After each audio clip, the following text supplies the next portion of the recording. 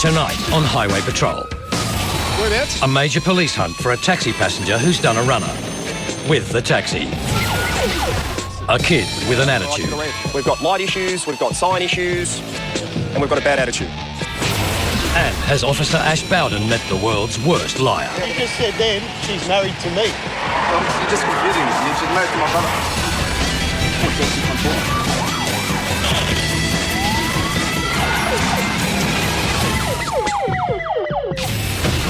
Roger, where's May Street? Senior Constable Al Farrell has just received a call saying a taxi's been carjacked. Details are pretty sketchy at the moment with this job we're going to, but all we seem to be getting at the moment is that somehow one of the passengers has ended up behind the wheel and stolen the taxi, so I'll just go down and try and find it. Caucasian male, 26 years of age, is wearing a denim jacket with solid build. Now that's from the taxi driver. There's a taxi. Is that a taxi? There's May. Al has information the taxi could be in this street. This is it. This is May. The other one. Where's his taxi? This witness called the police saying he followed the cab to this address. Zed, torch. Walk up what driveway? Whereabouts?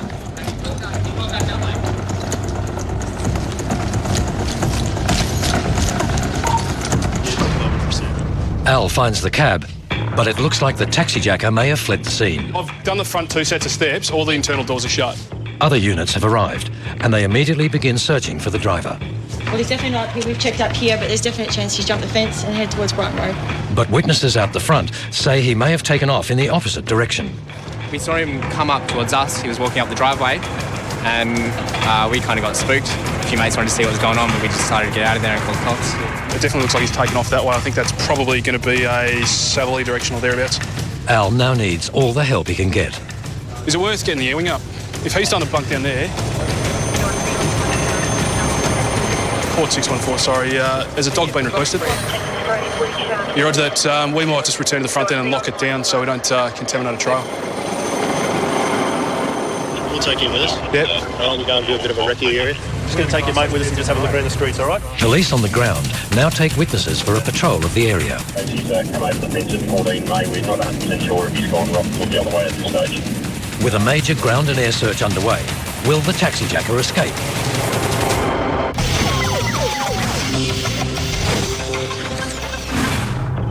Senior Constable Ash Bowden is doing a routine check on a car ahead of him. Ash's onboard computer has just revealed that the car's owner is suspended. Good evening, sir. You got a licence on you there? Sorry, You left it at home. You got anything with your name on it whatsoever? No, sorry. No? Yeah. You haven't even got a wallet on you? No. No? What's your name? And what? Yeah, your car, is it? No, it's my brother's car. It's your brother's car? Okay. Just switch off the engine and jump out of the car for me, mate, okay? Now, if you've got anything in there with your name on it, I'd really, really like to see it before I have a further conversation with you.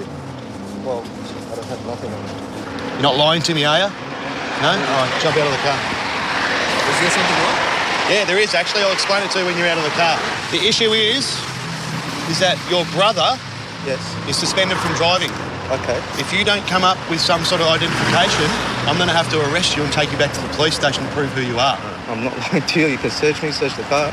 I understand that, but do you understand the predicament? I understand that I'm in everything. as the fact that you, for some reason, have nothing I on you at all. understand. This is his car. This is the It's his car, and you're saying, no, that's not me. It's my brother who's It's my brother. Who's not Yeah, suspended. absolutely. I'm not lying. If you're lying to me, mate, I'm not lying to you. I'll stop you right now. No. If you're lying to me, you're in more trouble than it's worth, No okay? worries. If you tell me right now, all right, I own the car, I'm suspended, blah, blah, blah, no problems. I'll drop everything, and that'll be fine, okay? But No if you are who you're not worries. saying and whatnot, No worries. all right, it's going to make it worse for you. I just want to get that straight. No problem. This driver is adamant he's telling the truth. But the female passenger has just told Senior Constable Terry Geddes another story. Who's the chick in the front passenger seat? The name, you mean? No. Who is she to you? Cousin. Your cousin. Who's she married to? Which one? Who's she married to? Who? The girl in the front seat. The girl in the front seat? Yeah. Beirut, or? Who is she married to? She's married to me. To you. Yeah, to my brother. The one in the front seat? So why did you just say that she's married to you? No, it's just like, I don't understand what you're saying. I'm just saying, she says that she's married to you. You say she's your cousin. Yes. I asked you a question. You just said then she's married to me. Yeah, no, it's married to my cousin, to my, it's just confusing.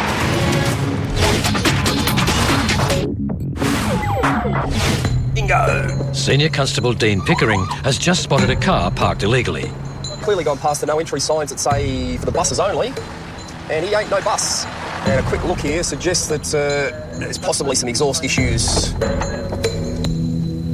There you go. You got your licence there for me? I do, yes, right there. Why are you in here? Well, I thought it was a parking thing, but I went in the wrong one. It was What, those whopping big signs that say no entry buses only aren't a giveaway? I didn't see him.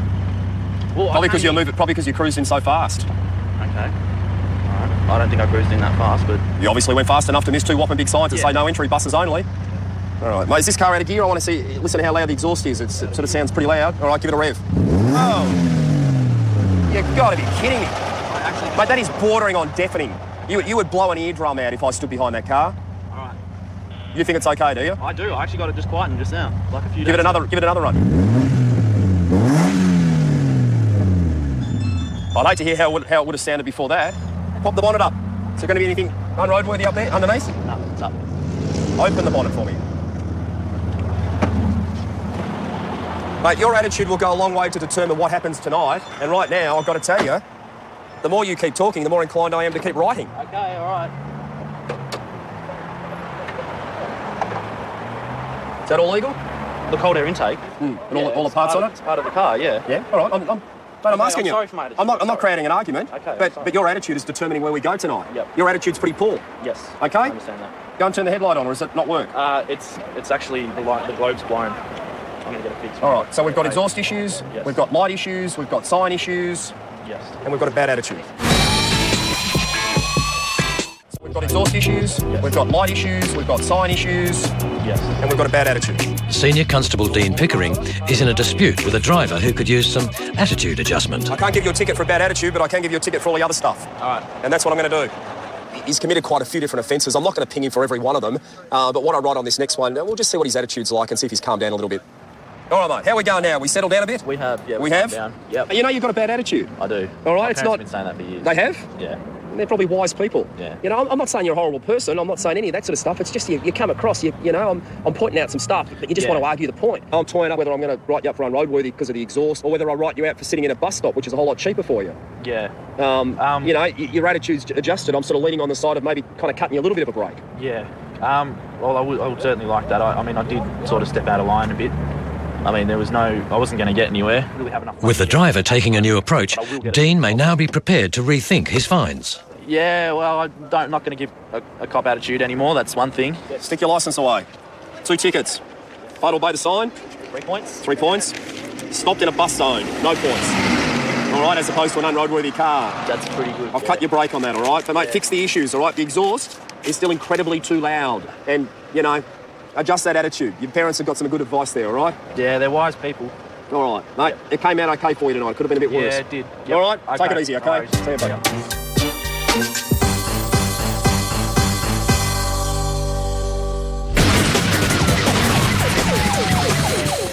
If you're lying to me, mate, I'm not lying to you. I'll stop you right now. Senior Constable Ash Bowden is trying to get a straight answer from a driver he's just pulled over. The girl in the front seat, who's she married to? She's married to me. To you? Yeah. But the driver can't make up his mind about his relationship with the woman in the front of his car. You're just confusing me. She's married to my brother. At this stage, mate, you're under arrest, okay? You're going to come back to the police station, all right? Yeah. What I get you to do is place your hands behind your back. I'm going to handcuff you. I'm taking my... No, you're under arrest. Turn around, place your hands behind your back for me, please. I have no problem. Okay. Just turn around and place your hands behind your back for me, please. You're obviously not answering the questions right for me because I just asked who the lady in the front seat was married to and you said me. And then you changed your mind. Okay? Now, once again, now that you're under arrest, are you the owner of the car? No, sir. Okay, well, let's go back to the office and sort it out, all right? Come back this way. Ash is hoping a trip to the station will help the driver work out who's who. And to avoid any confusion, Ash double checks with the woman in the car. How are we all? Who are you married to? Okay, who's that? That's Amos, is it? So you're his wife? I've spoken to the lady in the car. She's brutally honest with me and says, yes, I'm married to him. That's my husband. He owns the car. Yes, it is him. So I'm happy with the fact that more than likely it is him. I'm not a criminal, mate. I haven't done anything wrong. I'm telling you the truth. Well, your wife's more truthful than you are. I'm telling you the truth. You're not. I'm telling you the truth. You're the owner of the car? No. No. All right, let's go back to the police station then, won't we? I've done it. Whereabouts? Police are involved in a hunt for a man who has carjacked a taxi. No one's coming around. He's just abandoned the cab and taken off on foot, and a witness is saying he watched the action unfold. We were just coming out of the bottle shop there, and we saw a cab parked on the side of the road, and the cab driver standing behind the taxi, and then the cab proceeded just to take off, and then we followed the taxi just to see what was happening, and followed him down. At this stage, the cab driver was back at the police station. The story that he's giving us is he picked up the male and female down at Port Melbourne. They drove to one place. She's jumped out. They've driven up the road. There's been some sort of argument, and they've both jumped out, the cab driver and the passenger, at which point the male passengers decided to take the cab for a drive, and it's ended up back here. So hopefully we'll track him down. But the taxi jacker is still nowhere to be seen. We've got the canine unit just coming down at the moment. With sniffer dogs taking over the hunt, police can now search the cab for clues.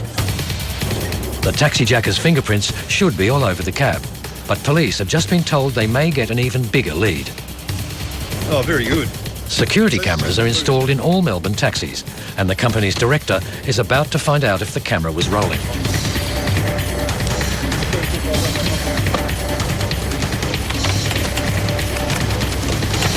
Here we go. A full-scale search is on for a man who carjacked a taxi and fled. Police have tracked down the cab and are about to find out if the cab's security camera captured the man's identity. Here we go.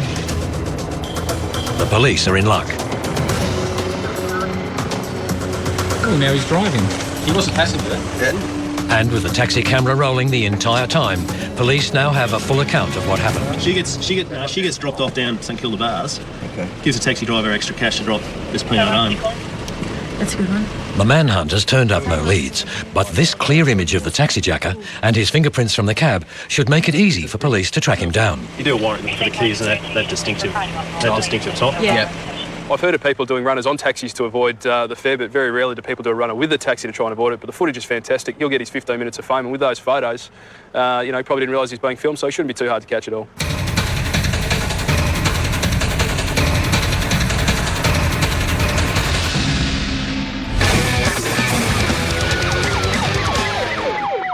At this stage, mate, you're under arrest. A driver has just been arrested on suspicion of providing a false identity, and Senior Constable Ash Bowden's about to find out if he's been hiding the truth. Haha, I think we have a winner. That's his brother, and that's him. All right, let's grab this. This out there. Who's this? That's your brother. That's the picture of your brother that you gave a name of. I have this one, which is a picture of you. Oh, is it? Well, looks like you, doesn't it? Which one looks like me? That one right there. What's your reason for driving while suspended today? No reason. You aware of the fact you're suspended from driving? No. Well, why'd you lie to me? The driver's still giving nothing away. Are they still out here? Your wife, the passenger. My cousins, are they still out here? Your wife, the passenger. The car I was in, are they still there? Possibly. We've confirmed his ID as the suspended driver. For whatever reason, he's still not saying it's him. I don't know what sort of games he's playing. Just hold that up in front of your chest area, please. Display your chin. And just look directly at the camera, all right? It's quite simple. 1, carry your licence around. And 2, don't lie to police.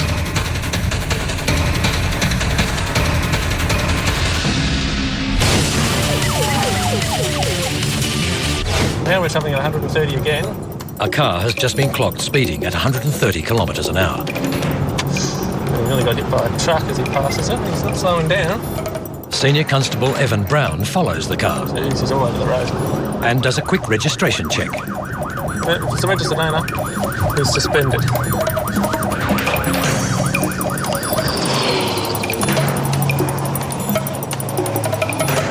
G'day, sir. Report over today for speeding. Clock's at 130 in a 100 zone. Oh, shit.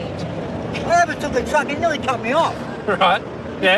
Yeah, didn't you see that? Yeah, I saw Yeah, you. well, You were travelling at 125 at that stage. I don't think he would have assumed you were travelling at 125. Well, that's not bullshit. The driver is getting increasingly agitated, and Evan suspects he may have been drinking. There's it. It's going up. But as Evan waits for the reading, he spots trouble across the highway. What's underneath your car? Turn it off! Turn it off! Turn the car off! Traffic is preventing Evan from crossing the highway. Turn the car off! Is the car off? Evan realises the engine is still running. Turn the car off! Turn the car off! The driver finally gets the message and turns the engine off. You have fire coming out your exhaust. There is fire underneath your car and fire coming out the back of the car. Do not start the car. Then 2 passengers get out of the back. Yeah, well, mate, your taxi's a heap of junk, mate. It's got fire coming out of it. Take them. The speeding driver has been told to wait, and the priority now is to get the taxi passengers to the airport. With the passengers on their way, Senior Constable Evan Brown has a new problem. What did I tell you, mate? I said, my words were, just call, don't do anything else, all right? Now you've crossed the road in dark clothing, it's pitch black, we've got next to no street lighting in the area you run. You're running across the road, they're doing 100, mate. You're going to get run over. I'm so sorry. Yeah, could you please think before you do anything right now? Just stand here, don't do anything else. I'm going to deal with the gentleman I've got here, and then I'll come back to you, okay? Don't do anything. Actually, don't do anything. All right? Just stand there and wait for me, okay? I really can't have you crossing the road or doing anything else. Just stand there. All right, sorry about all that confusion. There's your last. Evan can now finish dealing with his first offender. It's a $321 fine. It carries 4 demerit points and 1 month loss of licence. Effective 28 days from today. Do you understand? We slept together last night. This didn't do it. Threesome. Next time, just the 2 of us, huh? This Don't mind me. didn't do it. How was your day? But this is the final Oh my straw. God! Oh my God! The one thing Didn't? How could you? Wow. that may send him over the top. You don't want to be with me anymore. Oh, God. Oh, God. Go Girls, 8:30 Tuesday, TV2.